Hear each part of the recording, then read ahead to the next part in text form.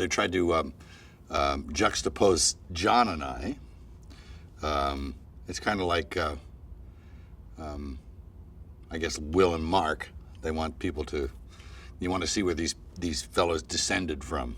So you want to see their predecessors, their fathers, and see if we can get something going there. And their dads are even more like them than they are, because it's older and more set in its ways. And it makes for good chemistry between the two grandpas. And then, of course, it's a four-way tennis match now. We're playing doubles in this, which is pretty fun. And watching those guys work is tremendous. All of them. I mean, they're all like, wow. John kills me. He's such an accomplished actor, too. You know, it's a joy to see somebody ply their craft like him, like all of them. My goodness, they're all so professional. I feel like the guy who's not seasoned here. It's pretty weird. It's good. I think it's like it's a genre it's hard to do. They don't all work. This one does. It has the right combination of chemistry and nuance, and it deals with things that kind of mean something, which is, I think, important. It can't just be mindlessness. You can be stupid and silly, but at the end of the day, it has to amount to something. It has to have a little message, and this does. You know, I think it's good. It's about families and about, you know, regard for each other and, you know, relationships and stuff like that. But it's done in a satirical way.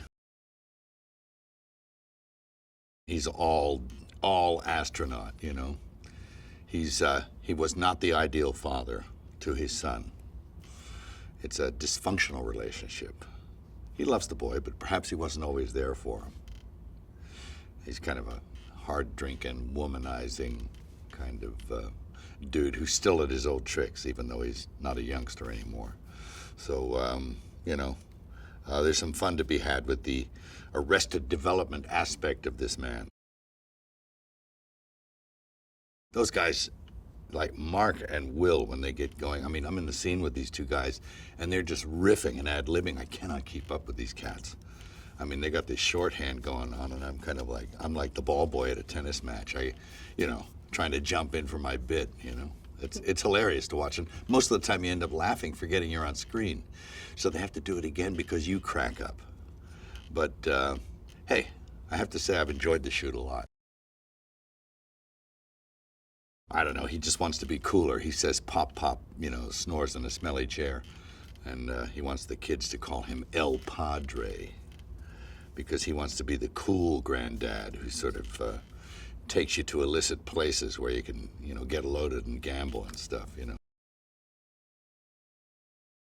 They're both kind of like pretty macho guys, and I think maybe closet human beings, you know.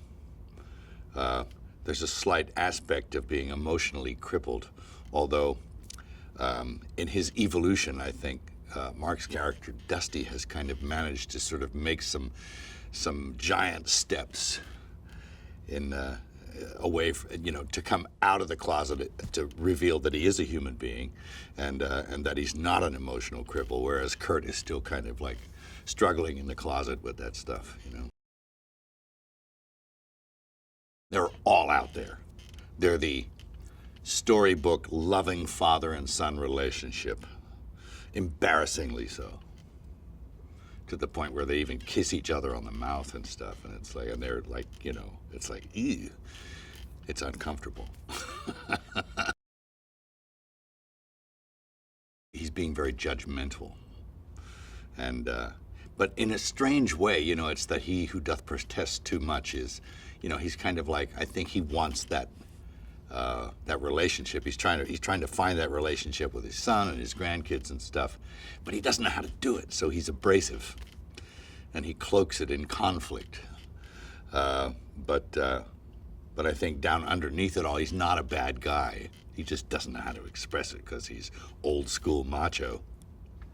Like I say, closet human being, emotional cripple. It's great. Mark's amazing. This guy's very quick, quicker than I even knew. I mean, you've seen him for years. I always admired his work. I saw him years ago in a restaurant, and I just went up and talked to him. I said, "Hey, dude, you do good work." So I've always admired him as an actor and a talent. But I think it's driven home how intelligent this guy is, and how much energy he has. Oh my God, he's amazing, mercurial, and loves what he does, and is good at it. And he's able to like just ad-libs and he starts talking and all this stuff comes out because he's in character. So it's very truthful, but it's also very light and funny. And as you know, and I've seen him over the years, he can do everything from like pretty light comedy and absurdity, and he can get pretty dark too. I've seen him do really nasty stuff where I just recently caught him as Winston Churchill. I mean, it was amazing. And then he played a serial killer on something. It was like, whoa, really creepy. I mean, terrifying. So, you know, it's a pretty big, the whole A to Z experience, as he's the accomplished thespian. It's my first time working with these guys. It's a joy. Just a joy. I mean, they're, nothing's too serious. They enjoy what they do. They love what they do, and they try with all their might to help you be as good as you can. Fantastic. I love these little kids. They're like so professional. I mean, they're 9 and 11, and there's another kid called Dee Dee who's in this too, who's also, they're all a joy. They hang out. They're sweet kids. They bring a nice energy to the set, and they're perfectly suited to their parts. And they got all their characters dialed in. Second nature to them. They toss it off like nothing. And we could all take a leaf out of their book when it comes to acting and just being honest and truthful. Kids often teach you a lot because they're uncomplicated. Hey, so I hope you liked the video. Now stay with me as I have an interesting behind the scenes movie fact from Fight Club. The movie was filmed in chronological order, and throughout the filming, Edward Norton put himself on a near starvation diet and avoided the sun, while Brad Pitt spent a lot of time at the gym and in tanning salons. The end result is that we see Tyler Durden getting stronger and healthier while the narrator withers away. Now, if you haven't already done it, subscribe and click the notification bell to receive the latest trailers and other cool videos the moment they are online. See you next time. Bye.